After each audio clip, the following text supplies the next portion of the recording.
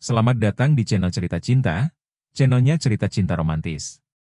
Sebelum lanjut, mohon dukungannya dengan like dan subscribe dulu. Istri yang tak dianggap, bagian 62. Anjani menatap Rizky dengan penuh kekhawatiran. Matanya berkaca-kaca saat mengingat masa-masa indah bersama Rizky, saat di mana lelaki itu selalu hadir di setiap kesedihannya, membuatnya tersenyum saat dunia terasa runtuh. Kenangan itu berputar jelas di benaknya, seolah tak rela kehilangan sosok yang begitu berarti. Sementara itu, suasana di mensyah mewah milik Peter mulai ramai. Saraswati dan Gunawan tiba, diikuti oleh menteri dan presiden. Mereka disambut hangat oleh Reno dan Peter. "Nak Reno ada di sini?" tanya Gunawan, sambil melirik ke arah anak muda yang berdiri di samping Peter. "Dia cucuku," jawab Peter dengan nada tenang namun penuh kebanggaan. Gunawan melepas kacamatanya. Lalu menyipitkan mata, berusaha melihat lebih jelas. "Aku ini lebih tua dari kamu, Pete. Tapi kamu duluan yang pikun," katanya setengah bercanda. "Coba lihat baik-baik, dia itu mirip siapa?" Peter tersenyum samar menghela napas panjang. Gunawan melanjutkan dengan suara sedikit lirih, "Dari dulu aku sudah curiga, Nak Reno ini mirip sekali dengan Lukas." Peter mengangguk pelan. "Kau benar, dia memang anaknya Lukas. Dan sekarang, dia yang memegang kendali bisnis yang selama ini aku jalankan." Gunawan mengangguk lega. "Syukurlah, akhirnya kau bertemu juga dengan keluargamu." Reno ikut menyela sambil menatap Gunawan dengan senyum ramah. "Pak Gunawan, ayah Lukas itu sahabat baik saya, Kek," ucap Reno kepada Peter. "Iya, iya. Syukurlah kalau begitu," jawab Peter, merasa sedikit lebih tenang melihat hubungan mereka yang baik. Presiden, menteri, Saraswati, Gunawan, dan Peter kemudian masuk ke ruang utama. Di sana mereka terlibat dalam pembicaraan penting, terkait proyek-proyek besar yang akan segera ditinggalkan oleh para pemegang kekuasaan lama. Yang dikenal sebagai Lima Naga. Tidak ada sosok yang lebih tepat untuk menangani hal ini selain Peter sendiri. Namun kali ini, Peter dengan mantap menyerahkan semua keputusan kepada cucunya. Reno, meski belum sepenuhnya memahami seluk-beluk dunia sang kakek, adalah sosok pembelajar yang cepat dan cerdas. "Pak, untuk sementara, tolong sembunyikan identitas saya. Saya ingin hidup tenang di kampung, seperti orang biasa," ucap Reno dengan nada tenang namun tegas. "Tidak masalah, Tuan," jawab seorang pejabat. Reno tersenyum kecil, lalu menepuk pundaknya pelan. "Jangan panggil saya Tuan, cukup, Nak Reno, seperti biasa." Presiden yang sejak tadi memperhatikan percakapan itu akhirnya menghela napas lega. Untuk pertama kalinya, ia merasa punya ruang untuk memimpin dengan damai. Kini seorang pewaris kekuatan besar, justru memilih untuk tidak ikut campur secara arogan. Dan itu, bagi presiden adalah bentuk kelegaan yang luar biasa. Sementara itu di kontrakan sempit yang makin terasa pengap, terdengar suara melengking. "Sayang, aku mau makan," teriak Susi, suaranya manja tapi menuntut. Adi menarik napas panjang. Setahun setengah menikah, hidupnya berubah drastis. Dulu Mirna, mantan kekasihnya, memang galak, tetapi tak pernah memperlakukan dia seperti pesuruh. Kini tabungannya habis untuk gaya hidup Susi. Kontrakan bulan depan belum terbayar, dan pekerjaan baru tak kunjung didapat. "Adi, gue mau makan," jerit Susi lagi, nada suaranya kini penuh amarah. Adi meraih sapu tala, sabuk kulit yang biasa tergantung di belakang pintu. Dadanya sesak, kepalanya berdenyut oleh tekanan hidup. Ia melangkah ke ruang tengah. Susi duduk santai di depan televisi, kaki terangkat di sofa. "Mana makannya?" tanya Susi ketus, matanya tak lepas dari layar. Adi diam, sesuatu di dalam dirinya meledak. Dengan tangan gemetar, ia mengayunkan sapu tala. "Plaak! Aaau!" Jeritan Susi memecah ruangan. Darah mengalir di pelipisnya, wajahnya pucat. Adi menatap tangannya sendiri, syok dan gemetar. Teriakan itu menarik perhatian tetangga. Warga berlarian ke depan kontrakan, pintu didobrak. Mereka mendapati Adi masih memegang sapu tala bernoda merah, sementara Susi tergeletak di lantai merintih kesakitan. "Woi, Pembunuh! Teriak seorang warga dengan marah. Beberapa orang langsung menerjang Adi, menghujani pukulan. Adi roboh, pasrah, wajahnya penuh penyesalan. Ketua RT muncul, berusaha menahan massa. Cukup! Serahkan ke polisi. Petugas datang, menggiring Adi ke mobil patroli. Tangannya diborgol, air mata mengalir di pipinya. Di saat bersamaan, ambulans membawa Susi ke rumah sakit, sirenenya meraung-raung menembus malam yang semakin pekat. Setelah melalui sesi interogasi panjang, Adi akhirnya mengakui semua perbuatannya. Tanpa perlawanan, ia dibawa masuk ke dalam sel tahanan. Namun ketenangan tak berlangsung lama. Beberapa penghuni sel menatapnya dengan jijik, mereka sudah mendengar kabar tentang tindak kekerasan Adi terhadap istrinya. Dasar pengecut! Teriak salah satu narapidana sambil menendang Adi. Beberapa lainnya ikut memukulinya tanpa ampun. Adi tak melawan, tubuhnya sudah lemah. Ia hanya bisa meringkuk, menutupi kepalanya dengan kedua tangan. Tunggu! Seru seseorang dari sudut ruangan.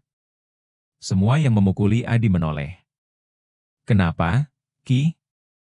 Tanya salah satu dari mereka, menatap si pemuda kurus berwajah dingin. Ricky melangkah maju, ekspresinya datar. Dia, bapak tiriku. Terus kenapa, bro? Tanya temannya penasaran. Ricky mengangkat bahu acuh. Ya terusin aja, asal jangan sampai mati. Kalau mati di sini, kita yang repot.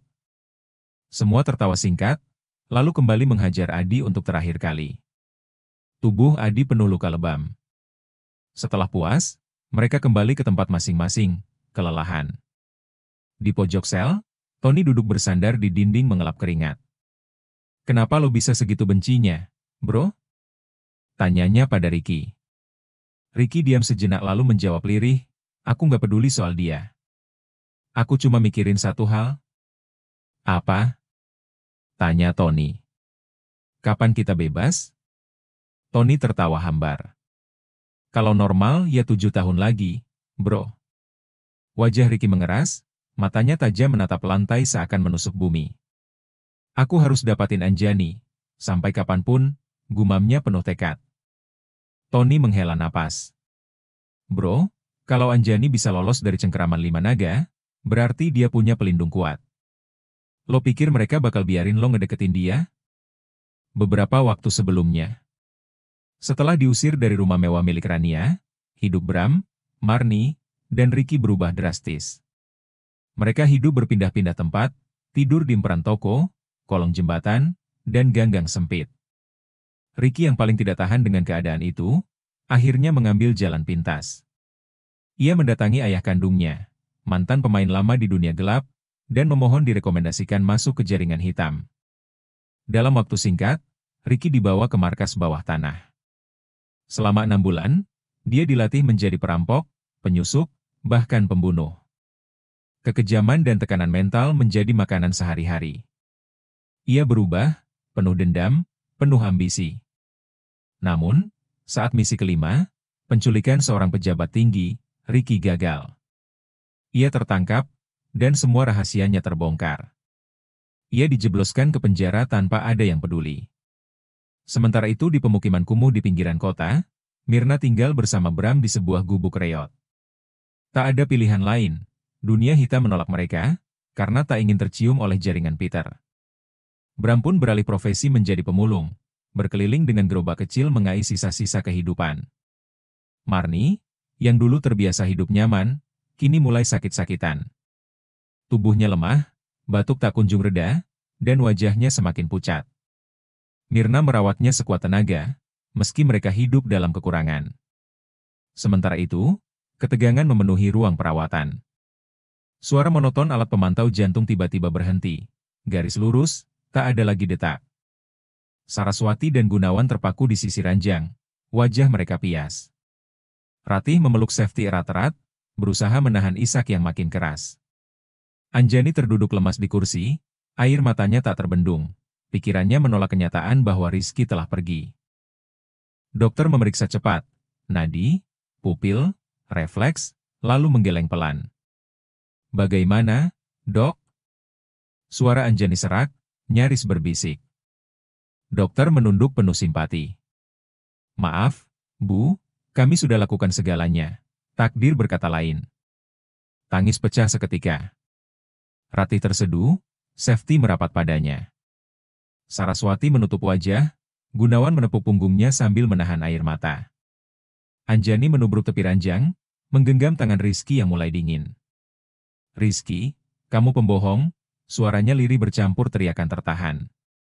Katamu mau menikahiku, kenapa pergi sekarang? Ia mengguncang pelan lengan lelaki itu. Bangun, Ki, bangun. Aku mau menikah dengan kamu, dengar? Tiba-tiba terdengar gumaman lemah. Benarkah itu? Semua kepala serempak menoleh. Rizky, yang barusan dinyatakan pergi, membuka mata perlahan dan menyandarkan tubuh pada sandaran ranjang. Napasnya teratur, wajahnya pucat tapi hidup. Hah? Apa-apaan ini? Dokter terpaku, segera meraih stetoskopnya. Rizky mengangkat tangan, menolak diperiksa. Aku baik-baik saja, Dok. Aku kembali, karena ada janji yang belum kutepati. Matanya menatap Anjani lembut, aku harus menikahinya. Anjani terisak, campuran lega dan tidak percaya. Kamu menakutiku, Ki. Rizky tersenyum tipis.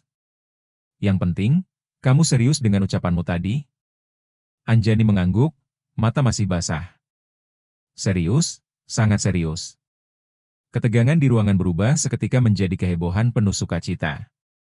Saraswati memeluk Anjani, Ratih menahan tangis haru.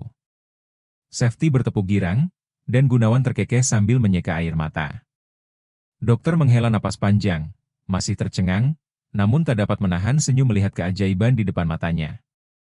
Sinar hangat menebus ruang yang tadinya suram, tangisan duka beralih jadi tawa syukur. Sosok yang diakini pergi justru bangkit, membawa harapan baru bagi semua yang mencintainya. Alhamdulillah. Tak terasa perjalanan panjang ini akhirnya sampai di titik akhir, cerita istri yang tak dianggap resmi tamat. Terima kasih sudah menonton cerita ini, yang jauh dari kata sempurna. Mohon maaf apabila banyak kesalahan, baik kata-kata maupun pengucapan dalam membacanya. Mohon maaf bila ada nama yang sama, politik yang terusik, itu hanya kebetulan semata. Sekali lagi, cerita ini hanya fiktif, murni hanya sebagai hiburan semata. Jangan lupa tonton cerita lainnya, dan bantu support channel Cerita Cinta. Dengan like, komen dan subscribe. Terima kasih, wassalam.